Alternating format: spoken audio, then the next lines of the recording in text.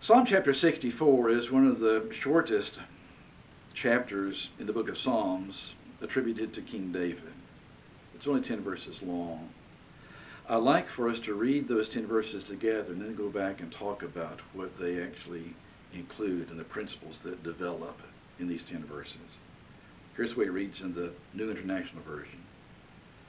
Hear me, O God, as I voice my complaint. Protect my life from the threat of the enemy. Hide me from the conspiracy of the wicked, from that noisy crowd of evildoers. They sharpen their tongues like swords and aim their words like deadly arrows. They shoot from ambush at the innocent man. They shoot at him suddenly, without fear. They encourage each other in evil plans. They talk about hiding their snares. They say, who will see them? They plot injustice and say, we have devised a perfect plan. Surely the mind and heart of man are cunning.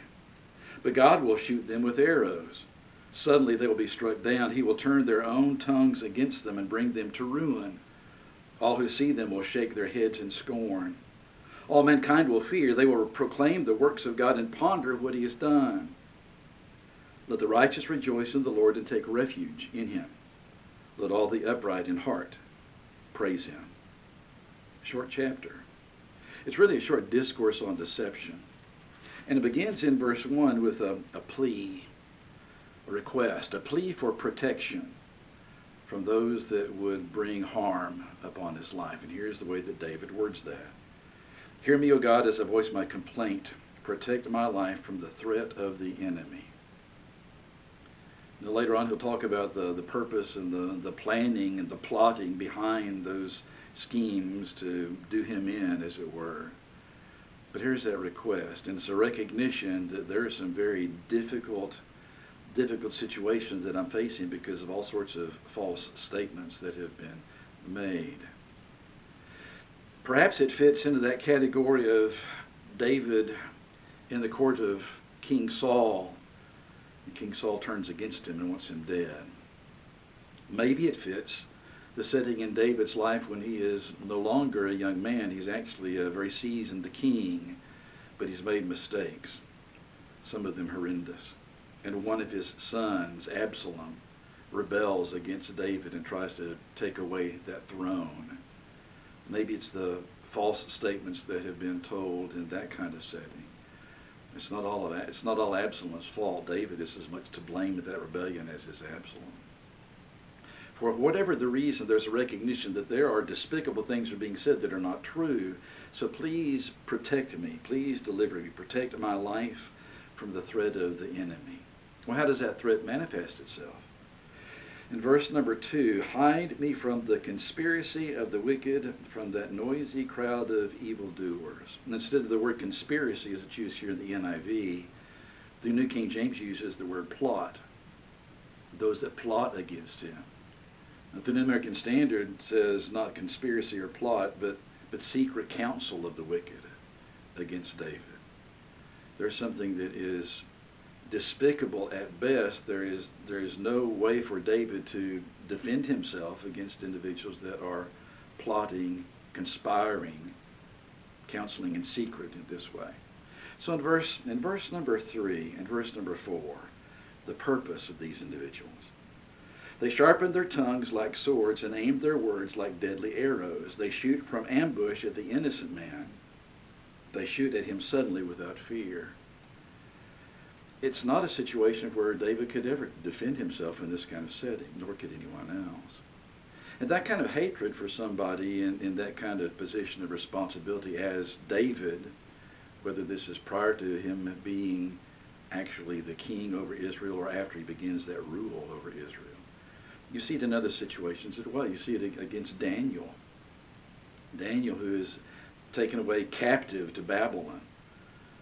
But Daniel, who because of the way that he carries himself, the way that he thinks, the way that he works around other individuals, even people that are not Israelites, elevated to a position of responsibility that many of those in Babylon do not like. Or think about the false things that were stated about Jesus. So here's that statement again. They sharpen their tongues like swords and aim their words like deadly arrows. They shoot from ambush at the innocent man. Why would that be the case? We don't want to carry on a discussion. We don't want to logically talk about all the problems that we are considering, because what we are dealing with and discussing may not really hold up under scrutiny, but we do not care. We want David out of the way. And then in verse number 5 and verse number 6, if they're plotting that way, and if their purpose is his destruction, how do they bring that about? Verse 5 and verse 6, they encourage each other in evil plans. They talk about hiding their snares. They say, who will see them? Or who will see us? As some Hebrew transcripts actually would have us translate that phrase. They plot injustice, and they say, we have devised the perfect plan. Surely the mind and the heart of man are cunning. So we can talk about the purpose of destruction of David in this particular chapter, and it fits others as well. But the practice is one of plotting injustice. And that says a lot. So the statement that's made beginning in verse number 7 deals with prediction.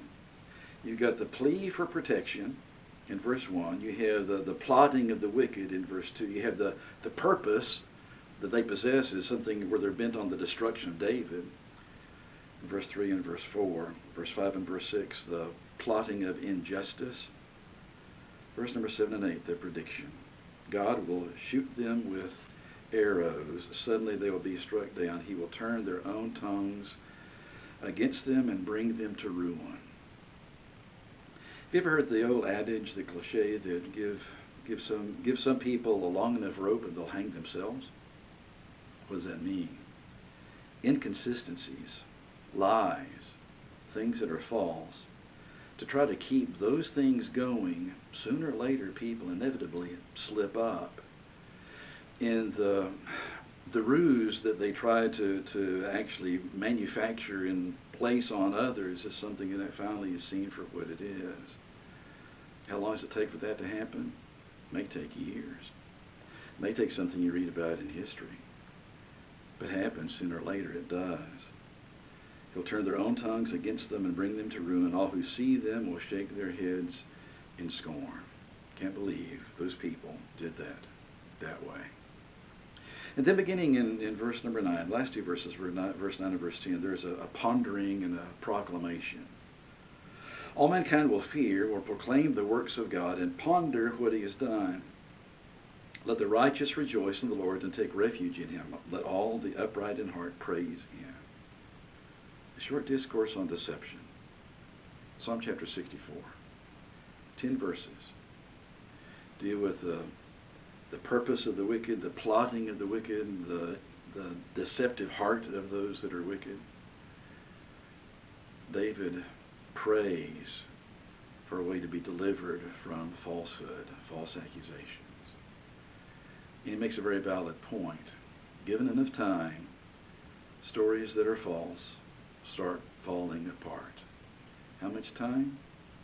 That may depend in part on the cunning of the individuals that fabricate the story in the first place. Short chapters like this in the Old Testament, you think, well, does it have any bearing on us? As we've read through it, I guarantee you that a lot of people reading that say, yes, it does, in a whole lot of ways. And you see it being repeated over and over and over again throughout history. Humanity needs to rise above that. Have we? Not yet. That's a goal for which a lot more individuals need to be reaching. That's a goal that needs to be embraced by everyone. Please stay safe. We'll talk again soon.